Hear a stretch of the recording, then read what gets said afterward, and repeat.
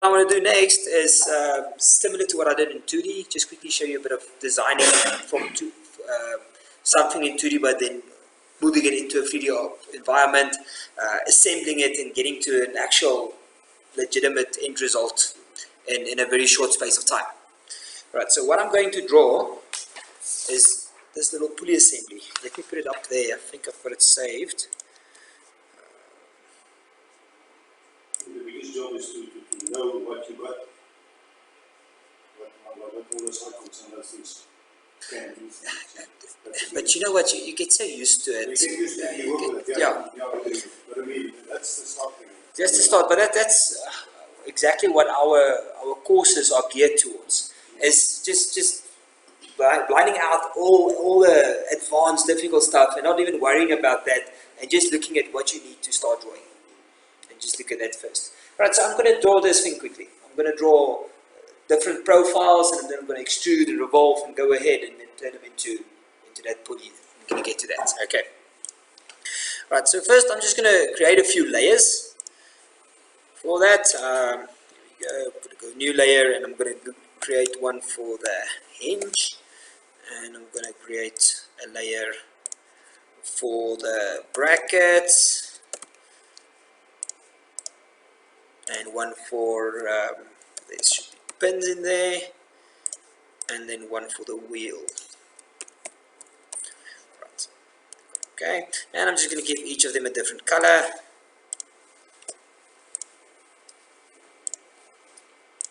Alright, that's fine, just like that. Alright, I'm going to put a bit of geometry down, some construction down. I'm going to put a, let me just go back to my world plan 2D view. Just remember the construction line he's talking about something which goes into the fillet. It's not a line like we used to have with a pencil. You draw a little line up to a certain point. That's your construction line. This thing just carries on forever, which is nice. So you can work forever. Right, so construction lines, they're not part of your drawing, they're simply to construct points. Okay, like in this case, I want a center point intersection, and then I want to use a parallel construction line. Yes?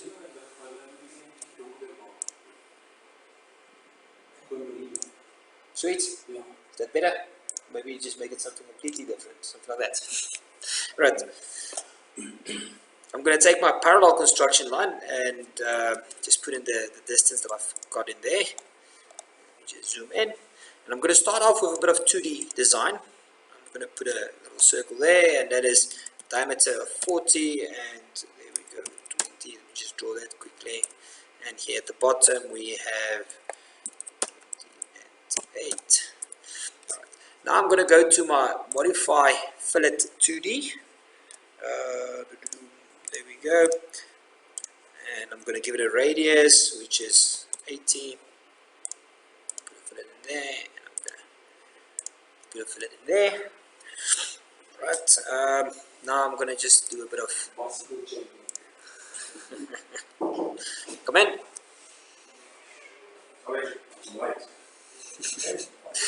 Neil, would you mind getting us another chair, please?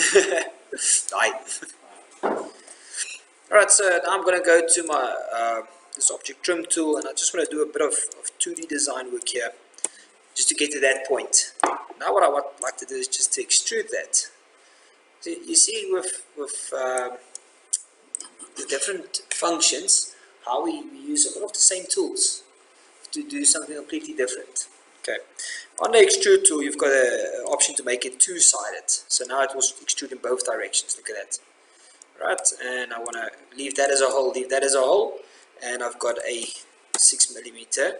Sorry, my mistake. That should actually be 3mm. And I can just go now to my selection info and go to the simple extrude and change that which I accidentally put on 6 and just put that on 3. There we go. Right, I'm going to take a little circle, put it in there.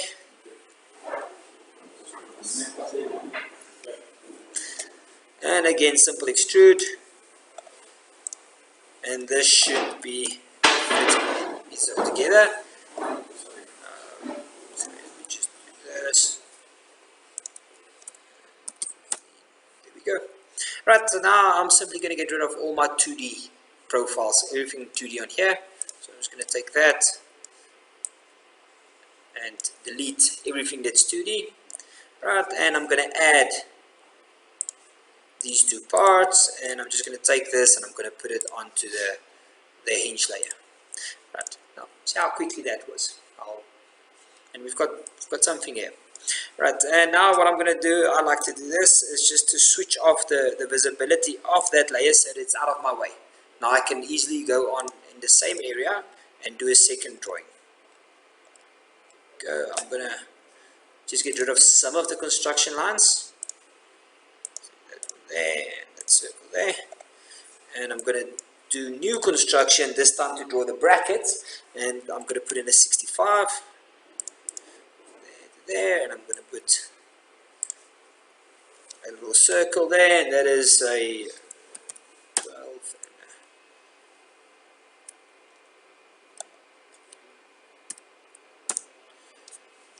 and 8.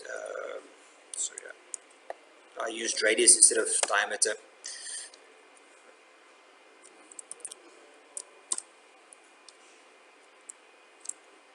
That's right. Looks better. Right, and I need two of them, so I'm just going to make a copy and just put it over there. And then you've got a little nice tool here where you can draw a tangent line between any two circles. So I just go click there, and it draws a tangent line. Click there, and it draws a tangent line. Right, and I'm going to use 2D modify tool, the one I used earlier, object trim, to get rid of everything that's in the middle. Look at that. Right, let me just, so it looks a bit nicer, just take this and also put it on that same layer so it looks the same. Right, so there I've got the 2D profile of this bracket, right? What I need to do now is turn it into a 3D object. And that I'm going to use the simple extrude tool. And I want these to be holes. And it should be 4 millimeters. Right, now again, I can get rid of all these 2D entities. There's my 3D object. I can take that, put it on the brackets layer, and I also need a copy of this because there's two of them, so I just put it over there. Right, now same thing again, I can go and switch off the visibility, go there, alright, and now I can draw that wheel. Okay, now I'm going to show you guys a bit of an interesting way that I'm going to do that. Just go clear. There's different ways. I'm of the opinion this probably is the easiest. Right, I'm going to do some construction here, and all the sizes I'm going to use now is on the drawing. Okay, we have there. So what I need to do is draw a profile of a cut through that wheel, and that's what I'm doing now.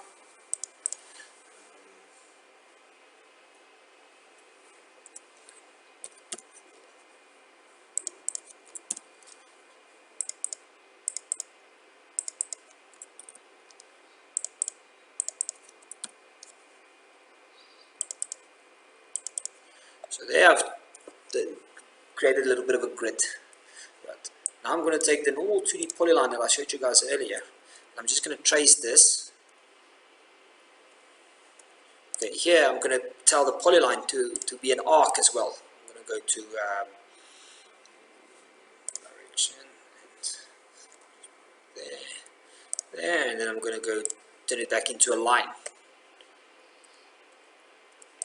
And close it. So there I've got a 2D profile, right?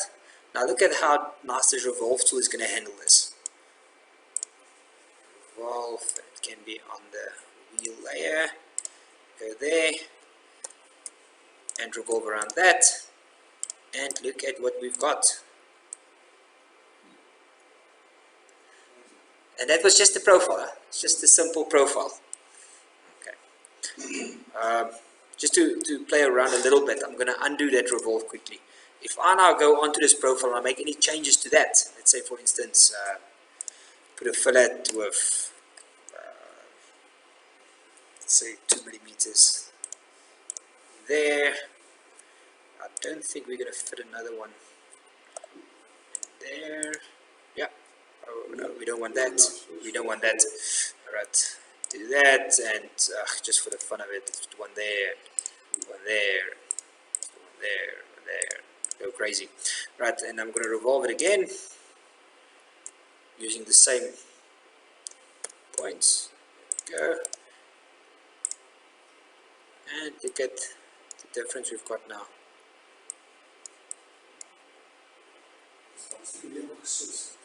Yeah. It's just a bit dark up there.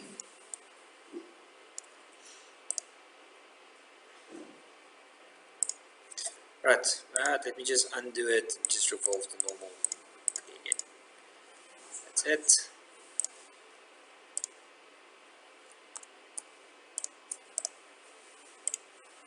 And I'm going to get rid of the 2D profile I had there. This is already on the correct layer. I'm going to get rid of all these construction lines because they just get in the way. So that's the nice thing about construction lines. You use them and then you get rid of them. Otherwise they're just going to be in your way. Right, and there's all my other profile, all the other parts. One there. And one there. Now I've got that. Now I want to do a bit of assembling here. Right, so in TurboCAD you've got very nice assemble tools. I'm going to use a very straightforward one here, where you just assemble by 3 points. You can assemble any 3 points. Okay. For instance, I'm just going to take that, and let's say, in this case I only need 1 point, so I'm going to take that center, assemble it to that center, and finish.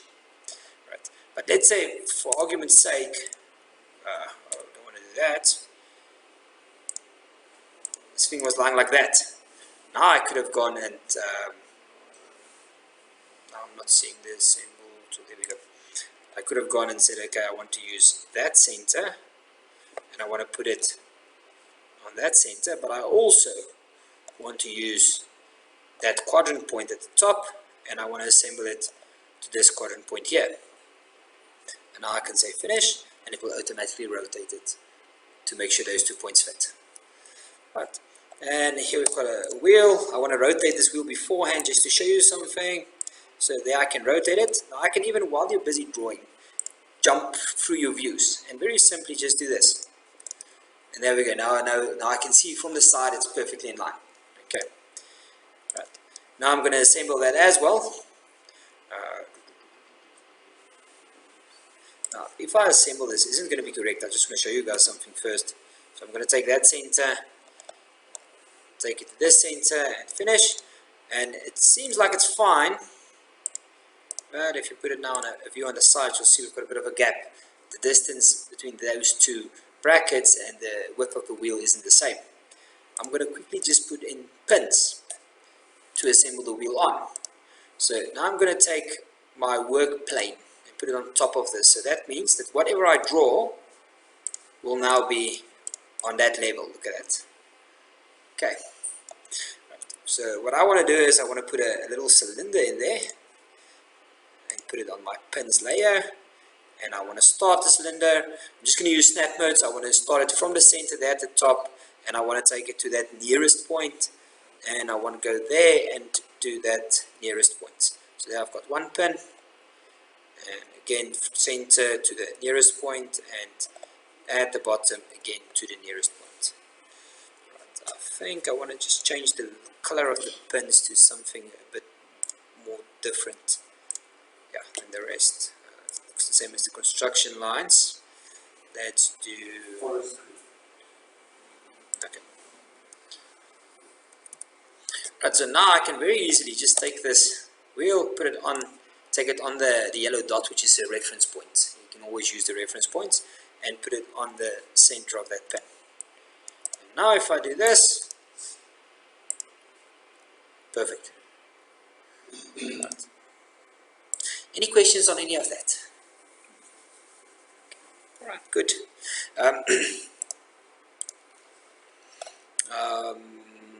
What do I want to do next? Alright, then a very simple function that's built into TurboCAD is to save as a 3D PDF. Are you guys familiar with that? You all know a normal PDF, portable document format, right? Now in TurboCAD you've got a 3D PDF. I'm simply just going to choose to save as file, the type of file I want to save, so I'm going to tell it to be a 3D PDF, and let's call it 3D PDF, and I'm going to save it in there, and in the mechanical one. Right, and save. Right, so there it is, as you can see. And I'm going to open it with normal Adobe, was it Adobe Illustrator, Adobe Acrobat, normal reader, free reader. Most of you have it on your computers anyway. So I'm just going to open it with that normal. So the person you sent this to doesn't need any CAD software. That's the important part here. All right. Just think I should say something like trust this document. Okay.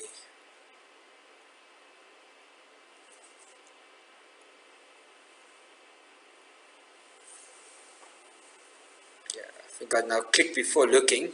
It wants me to make this my default PDF program, but I use the Turbo PDF one as a default.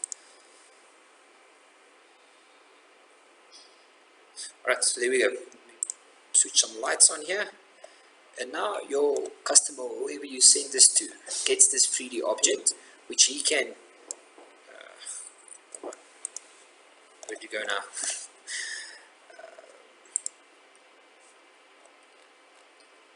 Which he can rotate and look at and go crazy. Right, he can print any view, he can change different views. Just think quickly where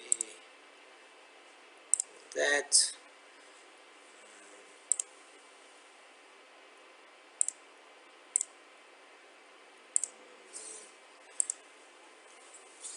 Neil, where do you change the views of this? Oh, views, sorry. For instance, take it to a top view or front view or however. Right, they can print it and go crazy. Right, let's go to a isometric view. What they also can do is, you see here on the left hand side, you have different layers. Remember, I called it hinge, brackets, wheels and pins. I can now go and switch off any layer. Now, if I wanted to see what the pins looks like, only through the brackets, I can switch those two off and look at only that. Right. It's broken up a bit further as well into nodes. Because this layer has two objects, I can say remove an object separately as well. Right, you can see there. Right, you can even go so far, let me put on a top view, to put a section through this.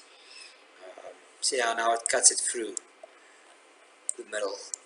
And we've got section properties where you can choose where should it be cutting it.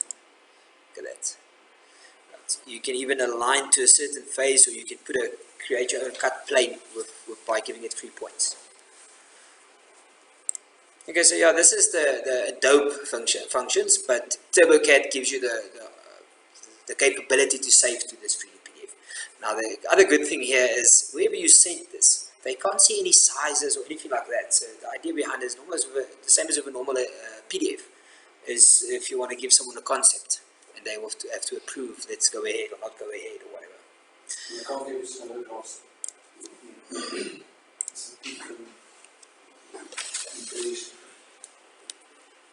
Alright, so now what I want to do is take this 3D drawing of mine and put it onto paper. Alright, there's two different ways of doing it in TurboCAD. You can either use a viewport, where you can take, let's say, a video or a photo of an area, and you can render it, and everything that happens in that area happens in your viewport as well.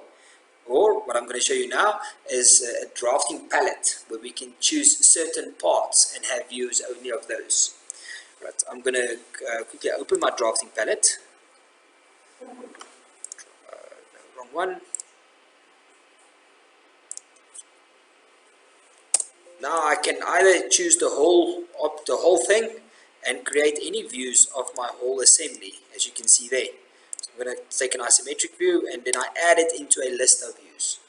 Right, I'm going to put one for a top view, one for a left view, and let's do one for the front view for the fun of it. Right, but that is now of the whole assembly. I can do separate parts as well.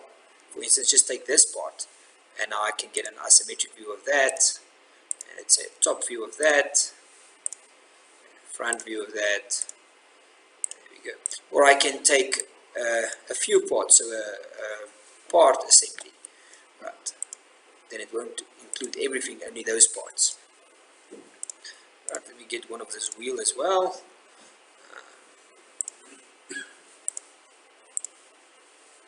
Alright, so I just made a whole list. I'm not going to use all of them, just to show you. Now in this views list, you can go and rename any of these whatever you wanted to. You can go and delete any of them. So now I can rename them, delete them, any part as well, rename, delete. Right, so you can design this list however you want it to be. Now I'm going to go over to my paper space. Now a paper space is a representation of a certain size paper. Right, so in this case I've got an A4 page there. Right. Your drafting palette, as you can see, comes with why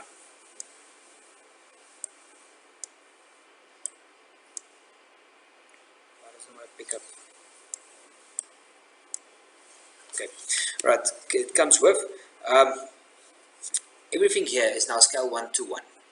I can either go into that properties for the whole drafting palette and then go change the scale or anything before you start putting any views into your paper.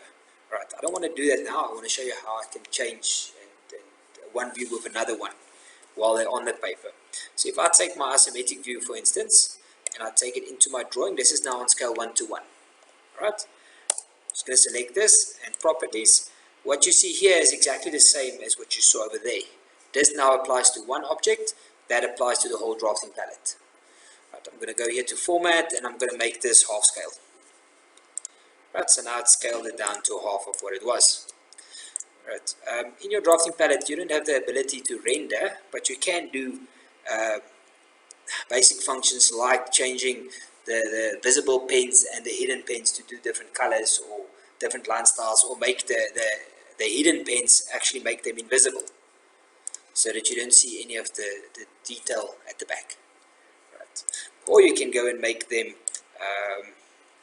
let's say do something like this, where I take the visible pen and make it color, make it black, make it solid, make it quite a thick line, and then I can go to the hidden pen or hidden detail and make it a hidden line style, make it gray, not such a thick color, thick lines width, and I'm going to make the dash scale quite small as well, and then you can get to something like that.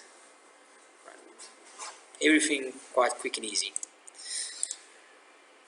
Alright, now look at this. When I take a new view into my drawing, this is now on scale 1 to 1, that's the view. See what happens when I take it over the existing view. First it changes the scale to adapt to the same as this one, and it also projects it. See, I can't move it to the side. I can put it down and then go move it afterwards, but to start off with, it projects it. I'm going to take this as well, do the same, see how it projects it in line. Okay. Any questions so far? Well, good. Right. I'm going to quickly take a plan of the whole assembly. Put it down there. I'm going to change the scale of this also to half scale. Alright. Now, you guys see there's section views as well. You could have taken a section view straight from there, then it will just cut it in half. Alright, but what I want to show you now is how we can create our own section line. So I'm going to just draw a normal line there, run through. Okay, now it just sticks past on. I'm going to go a bit down, something like that. Alright, and then you've got a function here where you can create any line to be a view line. So I'm going to go click on that, and I want to view in this direction, and there I've got a sectional view at full scale. Alright, but all I do is just move it over that, and there we go. How cool is that? Right, now if I move this line, look at that. Eh? That's even cooler. Now see what happens when I move that line. It updates the cut. Yeah, nice, eh? Right, let me go. Just move back to that. And do you see the hatching in here?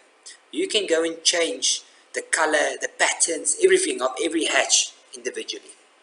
Right. Okay, I'm not going to go through that now, but you can. Right, and what else do I want to show you here? I'm going to take a normal circle and I'm just going to draw a circle on there, and now I'm going to use this little tool here where I can say do that, and now I've got a fragmental view. Let's just do this as well, and I can take that separately and blow it up, make it a lot bigger, let's say 3 times the size. So now you can have whatever is in small detail down there blown up into a different view.